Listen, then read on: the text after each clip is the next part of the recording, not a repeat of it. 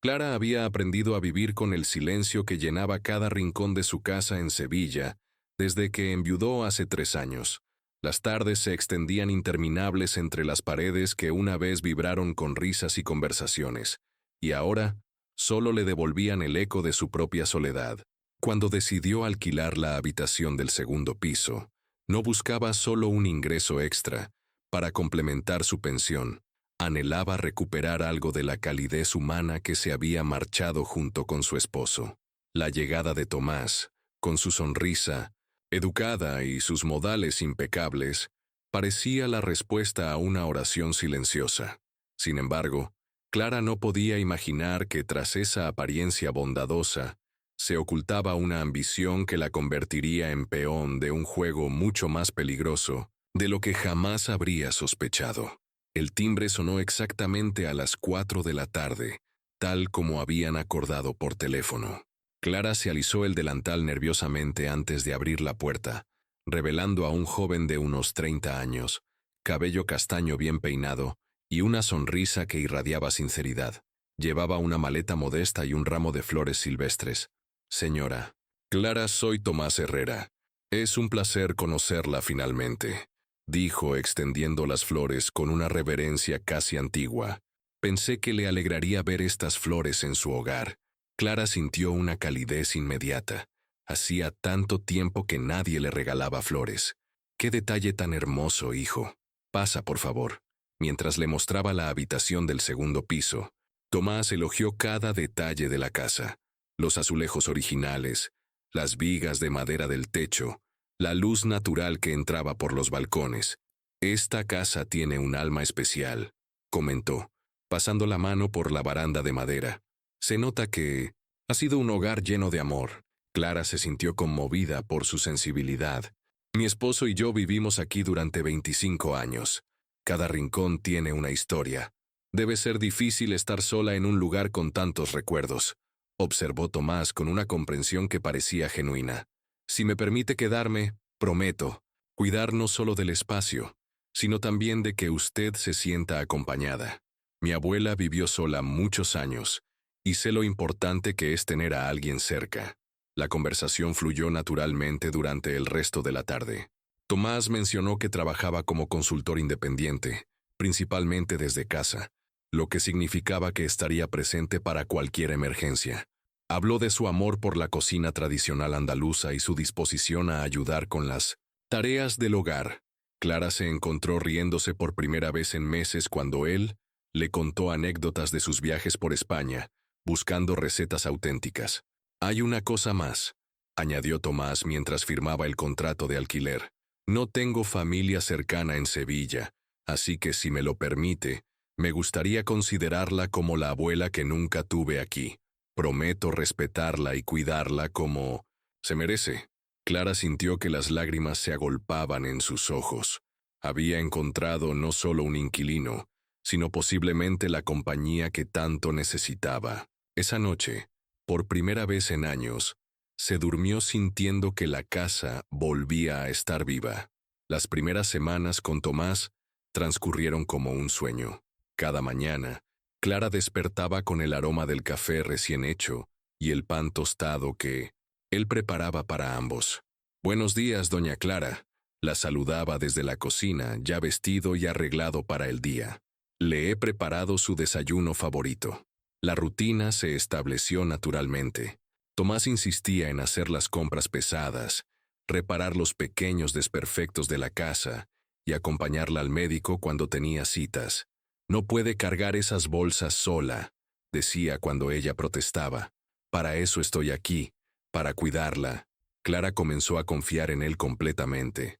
Tomás demostraba un conocimiento sorprendente sobre jardinería y ayudó a revivir el pequeño patio trasero que ella había abandonado tras la muerte de su esposo. Juntos plantaron geranios, jazmines y hierbas aromáticas. «Mi abuelo era jardinero», explicaba mientras podaba con precisión experta. «Me enseñó que las plantas, como las personas, necesitan atención y cariño constante». Durante las tardes, se sentaban en el patio a tomar té mientras Tomás le contaba historias de sus viajes o le pedía que compartiera recuerdos de su juventud. Era un oyente atento, formulando preguntas que demostraban genuino interés.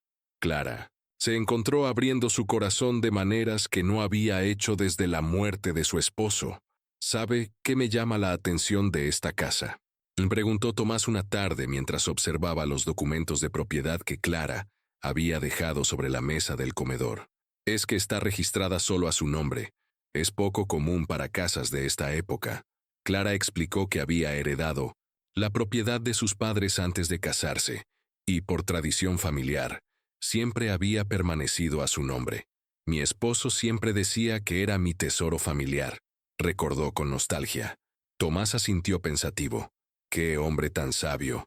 Y supongo que no tiene hijos que hereden este lugar tan especial. No fuimos bendecidos con hijos, admitió Clara con tristeza. A veces me pregunto qué pasará con la casa cuando ya no esté. No diga esas cosas, la consoló Tomás, tomando su mano con ternura. Usted tiene muchos años por delante, y mientras tanto, yo estaré aquí para asegurarme de que no le falte nada. Sin que Clara se diera cuenta, Tomás comenzó a fotografiar discretamente documentos importantes, memorizar números de cuenta cuando ella pagaba las facturas frente a él, y tomar nota mental de cada detalle sobre sus rutinas y relaciones. Su actuación era perfecta, el nieto cariñoso que cualquier anciana solitaria soñaría con tener. El cambio fue tan sutil que Clara tardó semanas en notarlo. Comenzó con pequeñas inconsistencias en las historias de Tomás. Una tarde mencionó que su abuelo había sido carpintero, cuando semanas antes había dicho que era jardinero. Cuando Clara le preguntó al respecto, él se rió y explicó que tenía 2 abuelos, uno por cada lado de la familia. Luego estaban las llamadas telefónicas susurradas que Tomás hacía en su habitación, siempre tarde en la noche. Cuando Clara preguntaba casualmente sobre el trabajo, él daba respuestas vagas sobre proyectos confidenciales y clientes internacionales con diferencias horarias. Una mañana, Clara encontró a Tomás en su estudio, hojeando papeles sobre su escritorio. «Perdón, doña Clara», se disculpó rápidamente. Buscaba papel para anotar un número de teléfono y pensé que no le molestaría si tomaba prestado una hoja. Clara sintió una punzada de incomodidad, pero se reprochó a sí misma por ser desconfiada. Tomás había sido tan bueno con ella. Sin embargo, comenzó a guardar los documentos importantes en un cajón con llave. Las cosas se volvieron más extrañas cuando Tomás empezó a mencionar casualmente encuentros con vecinos que Clara jamás había visto hablar con él. Su vecino del número 12 me comentó que usted vive sola desde hace años, le dijo durante la cena. Se preocupa por usted. Clara frunció el ceño. Don Miguel, el vecino del número 12, era un hombre tímido que apenas la saludaba. Le parecía improbable que hubiera entablado una conversación personal con Tomás sobre su situación. El punto de quiebre llegó una tarde cuando Clara regresó temprano de la farmacia y escuchó a Tomás hablando por teléfono en el patio. Su voz tenía un tono que nunca había escuchado antes. Frío, calculador, completamente distinto del joven dulce que conocía. La vieja está completamente enganchada, decía mientras caminaba entre las plantas. Un par de meses más y podré empezar la siguiente fase. Necesito que tengas los papeles listos. Sí, ya tengo acceso a toda su información financiera.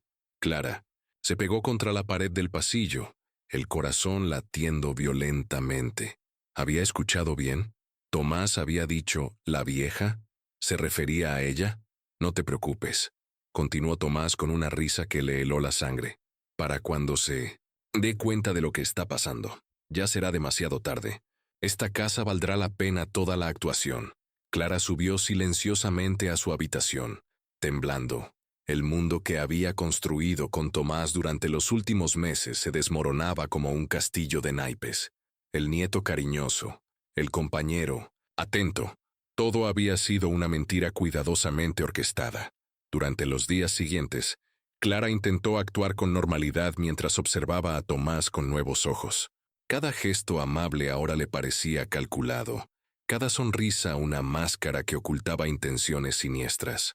Se las arregló para hacer copias de sus documentos más importantes y los guardó en una caja de seguridad en el banco, inventando excusas para salir de casa.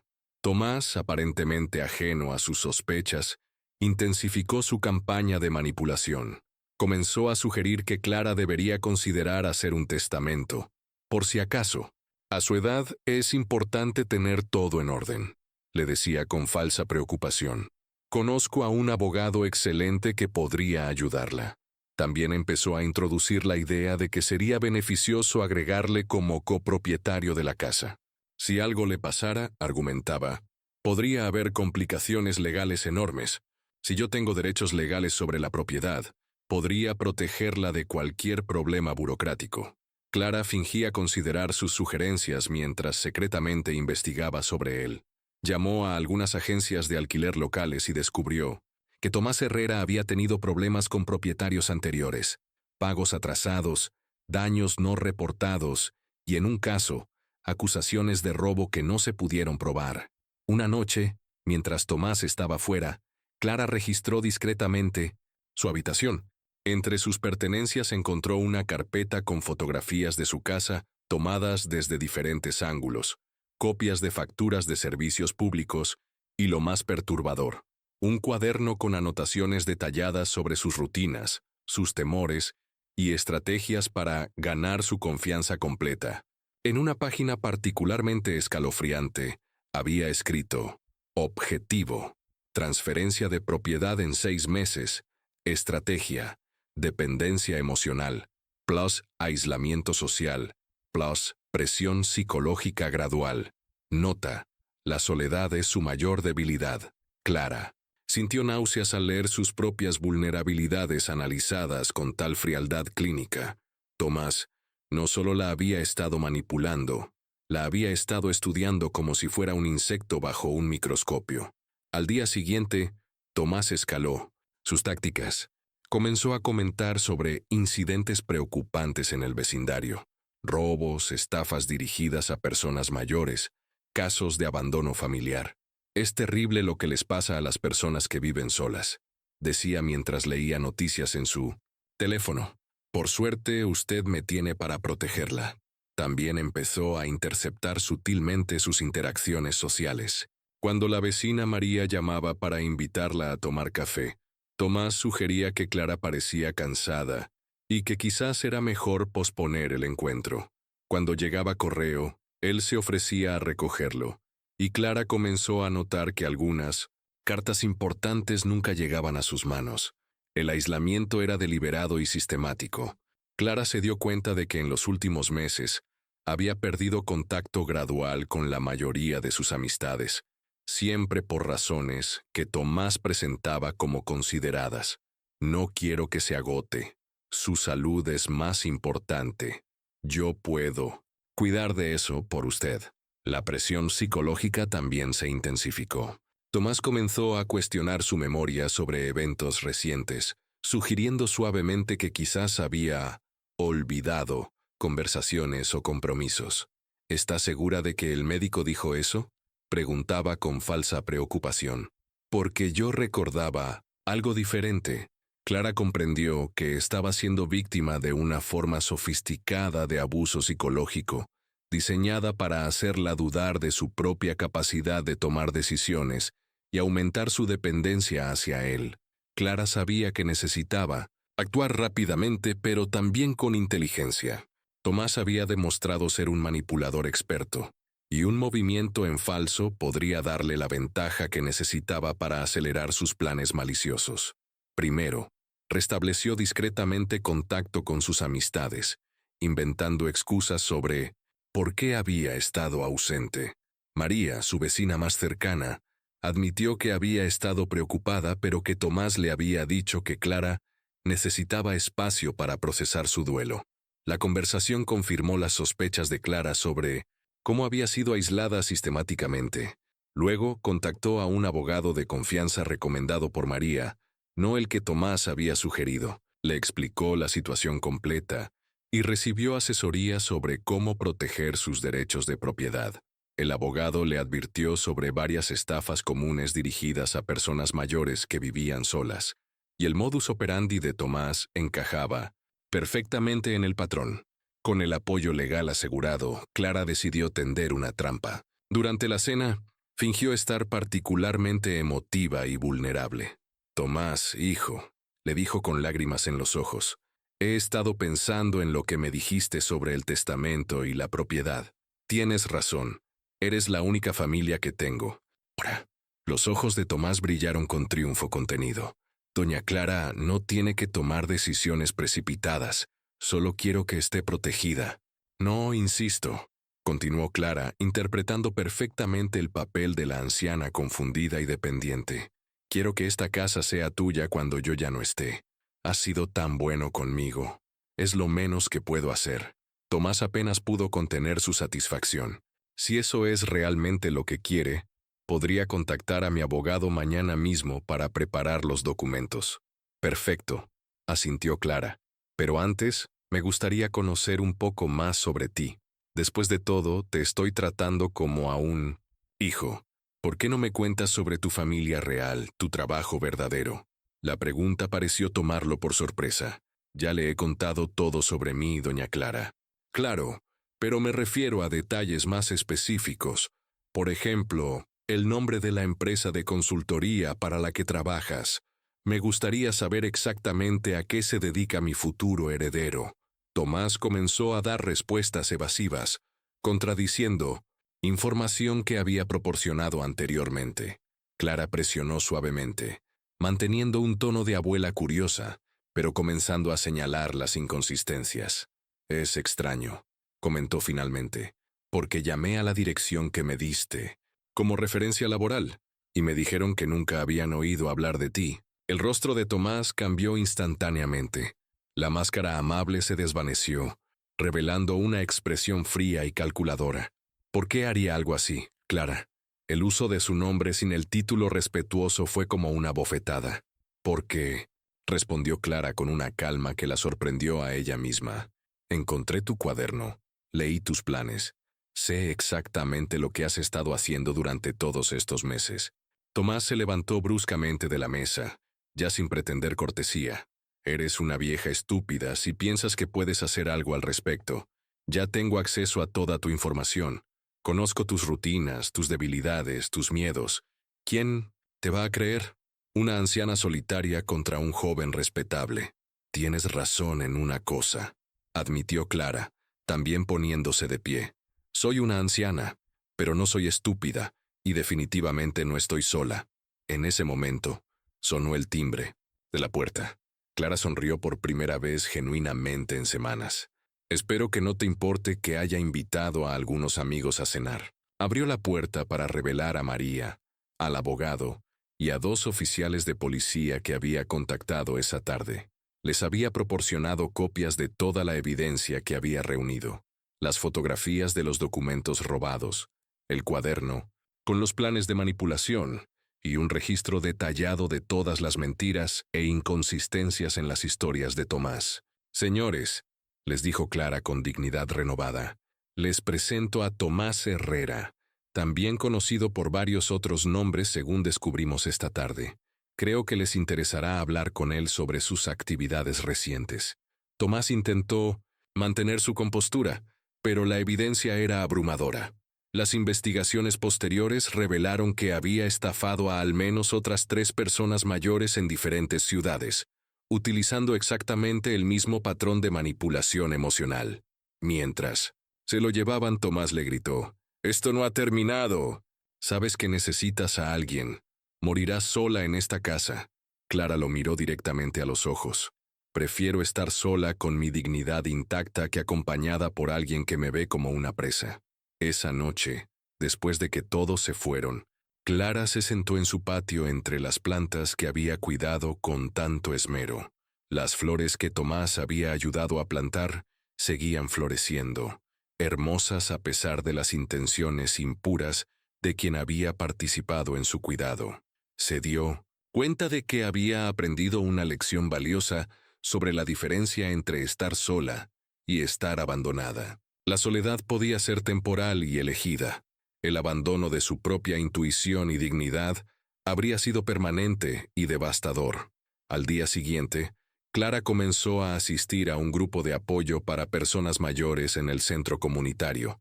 No buscaba reemplazar la compañía falsa que había perdido, sino construir conexiones auténticas basadas en el respeto mutuo y la honestidad. Su casa seguía siendo su refugio, pero ahora también se había convertido en un símbolo de su fortaleza. Había enfrentado la manipulación más sofisticada y había salido victoriosa, no por venganza, sino por la determinación de proteger su autonomía y dignidad. Meses después, cuando contaba su historia a otros en el grupo de apoyo, siempre terminaba con la misma reflexión. La verdadera traición no fue que él quisiera robar mi casa, fue que casi me convenció de regalar mi autoestima junto con ella. La casa en Sevilla siguió siendo el hogar de Clara, pero ahora sus paredes guardaban una historia diferente, no la de una víctima ingenua, sino la de una mujer que había redescubierto su propia fuerza cuando más la necesitaba.